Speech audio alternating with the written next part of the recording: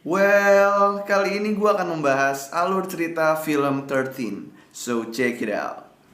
Vincent Vero merupakan remaja yang memiliki keluarga. Ayah, ibu, kakak perempuan, dan adik perempuan yang masih kecil. Keluarga mereka sudah tidak punya uang, sedangkan ayahnya baru aja mengalami kecelakaan parah dan harus dirawat di rumah sakit. Sehingga ibunya pun terpaksa menjual rumah mereka. Saat sedang bekerja memperbaiki listrik di rumah orang yang bernama Harrison, Vero melihat Harrison membawa surat, lalu berkata kepada istrinya kalau dia mendapatkan pekerjaan, dan apabila berhasil, dia akan mendapatkan uang yang banyak. Mendengar hal itu, Vero pun menjadi penasaran. Di rumah, saat perayaan ulang tahunnya, adik kecilnya Vero meminta untuk dibelikan hadiah boneka domba. Tapi tentu aja Vero tidak bisa membelikannya. Vero kemudian diberitahu oleh dokternya kalau ayahnya membutuhkan operasi lagi, dan ini membuatnya semakin stres. Keesokan harinya, saat kembali memperbaiki listrik di rumah yang sama, istri Harrison menemukan suaminya telah bunuh diri. Kemungkinan karena tertekan akan apa yang dia hadapi. Setelah diwawancarai oleh polisi dan bersiap-siap untuk pulang, Vero mengambil surat milik Harrison dan membawanya. Nah, setelah dibuka, amplop tersebut ternyata berisi instruksi untuk mendapatkan pekerjaan di sebuah tempat. Setelah mengikuti instruksi tersebut, dia kemudian dijemput oleh orang misterius dan dibawa ke sebuah tempat, di mana dia diperintahkan untuk telanjang dan sepatu botnya dipotong untuk memeriksa apakah ada alat pelacaknya atau enggak. Vero lalu diantarkan ke sebuah acara di tempat terpencil. Di sana, dia bertemu dengan Tuan Gerber, yaitu orang yang mengirimkan surat kepada Harrison. Tuan Gerber bingung, kenapa malah Vero yang datang. Vero kemudian menjelaskannya. Dan karena tidak enak, dia bersedia untuk pergi jika Tuan Gerber tidak menginginkan keberadaannya. Tapi Tuan Gerber bilang kalau udah terlambat untuk pergi. Jadi, Vero pun menggantikan pekerjaan Harrison. Di sini dijelaskan kalau pekerjaan Vero adalah berpartisipasi dalam serangkaian pertandingan Russian Roulette.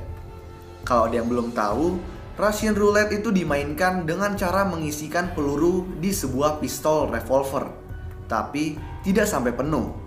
Lalu memutar silindernya secara acak, kemudian menembakkannya kepada orang.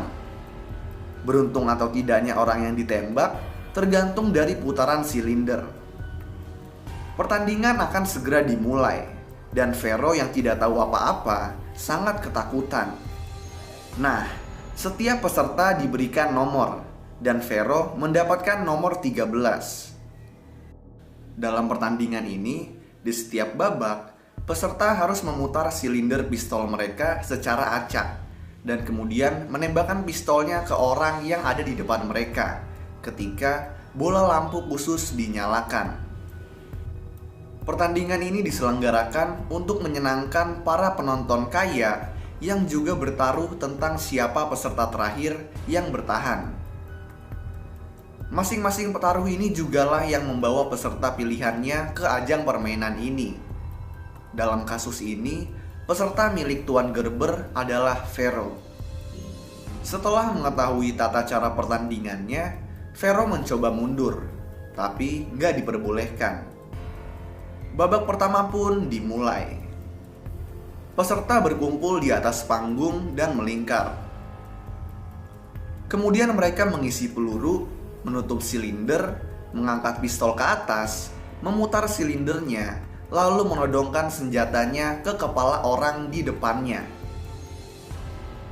Lampu dinyalakan dan pistol pun ditembakkan. Nah, Vero pun selamat dari babak pertama, tapi dia tidak menembakkan pistolnya. Wasit kemudian memaksanya untuk menembak orang di depannya atau dia yang ditembak. Akhirnya mau gak mau, dia pun menembak. tapi pelurunya tidak keluar. Babak pertama selesai. Para peserta yang selamat istirahat dan bertemu dengan para petaruhnya. Semua peserta di sini terlihat stres dan ketakutan, terutama Vero, karena ini kali pertamanya mengikuti pertandingan ini, sedangkan rata-rata peserta lain udah pernah mengikutinya. Di sini kemudian terlihat salah satu petaruh yang bernama Jasper berbicara dengan pesertanya, Ronald yang bernomor 6. Lalu diceritakan kalau untuk bermain di permainan Russian Roulette ini, Jasper mengeluarkan Ronald yang merupakan kakaknya dari rumah sakit jiwa untuk dijadikan peserta. Semuanya demi Jasper mendapatkan banyak uang. Peserta nomor 17, Jefferson yang ketakutan, meminta kepada Jimmy yang merupakan orang suruhan dari petaruh aslinya untuk membantunya kabur. Di sini diceritakan kalau Jefferson diculik dari penjara oleh petaruhnya untuk ditaruh di pertandingan Russian Roulette. Jefferson kemudian menawarkan uang kepada Jimmy untuk membantunya kabur, tapi ditolak. Babak kedua dimulai. 2 peluru dimasukkan ke masing-masing pistol. Vero pun semakin takut karena kemungkinan dia bertahan hidup semakin sempit. Semua peserta bersiap-siap seperti babak sebelumnya. Lampu dinyalakan dan pistol ditembakkan. Nah, Vero bertahan hidup dengan keberuntungan karena orang di belakangnya terlebih dahulu ditembak sebelum bisa menembakkan pistolnya. Setelah bertemu kembali dengan para petaruhnya, semua peserta semakin stres dan terjadi ketegangan di antara mereka.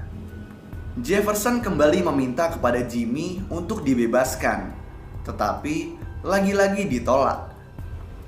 Jefferson lalu menggambarkan peta tempat dia menyimpan uang hasil rampokannya dan meminta Jimmy untuk menemukan uang tersebut lalu memberikannya kepada anaknya. Sebagai jaminan, Jefferson memperbolehkan Jimmy mengambil sebagian uang tersebut. Tetapi peta tersebut disimpan di kantongnya dan hanya boleh diambil jika dia mati. Di sisi lain, Jasper yang yakin dengan kemenangan Ronald menambahkan uang taruhannya. Babak ketiga dimulai. 3 peluru diisikan ke masing-masing senjata. Peserta bersiap-siap, lampu dinyalakan, dan duar. Vero kembali bertahan bersama 4 peserta lainnya, termasuk Jefferson dan juga Ronald. Nah, karena babak berikutnya merupakan babak terakhir, 5 peserta diundi dengan menggunakan bola yang dibungkus. Terdapat 3 bola putih dan 2 bola hitam. Nah, jika mendapatkan putih, maka peserta dibebaskan dan mendapat uang yang gak terlalu banyak. Jika mendapat hitam, maka peserta harus lanjut ke babak terakhir. Nah, Vero dan Ronald mendapat bola hitam, yang berarti Jefferson bersama 2 peserta lainnya dibebaskan. Saat bersiap-siap untuk pulang, Jefferson diserang oleh Jimmy yang menginginkan petanya. Tapi salah satu petugas datang dan mengusir Jimmy. Sebelum babak terakhir dimulai, petaruh yang sudah kehilangan pesertanya ikut bertaruh. Di sini, Ronald diunggulkan dan Vero menjadi underdog. Babak terakhir pun dimulai. Vero dan Ronald naik ke panggung dan mengisi 3 peluru.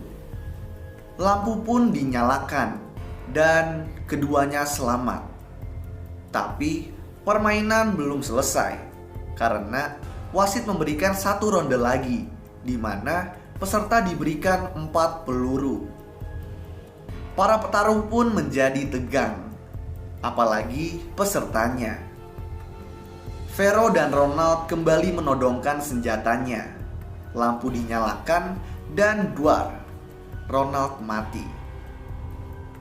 Jasper shock karena dia kehilangan banyak uang dan juga kakaknya.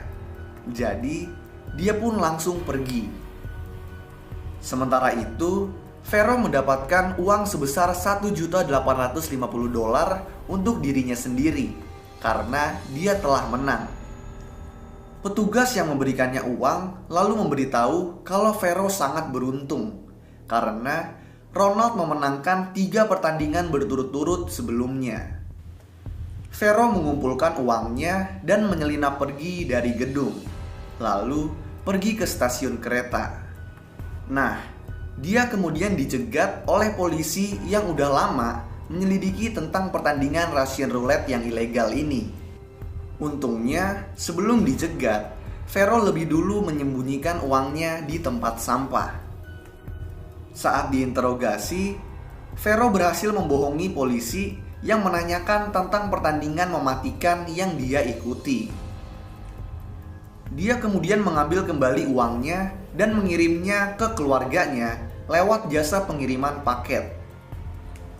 Sebelum pulang naik kereta, dia membelikan adiknya boneka domba di sebuah toko, lalu memasukkan ke dalam tasnya. Nah, setelah menaiki kereta, dia diikuti oleh Jasper. Jasper menghampirinya dan duduk berhadapan-hadapan dengannya. Saat kereta berhenti di stasiun, Jasper langsung menembak Vero, lalu mengambil tasnya dan kabur. Karena sepi penumpang, Jasper berhasil kabur tanpa diketahui orang lain. Tapi sayangnya, tas yang dia ambil hanya berisi boneka domba buat adiknya Vero. Lalu film pun selesai. So, itulah alur cerita film 13. Kalau kalian punya rekomendasi film lain yang mau gue jelasin alur ceritanya, kalian bisa tulis di kolom komentar di bawah. Dan kalau kalian suka sama video ini, kalian bisa klik tombol like dan juga klik tombol subscribe supaya bisa mendapatkan update-update tentang video-video gue selanjutnya. So, thanks guys for watching. I hope you enjoy it and peace out.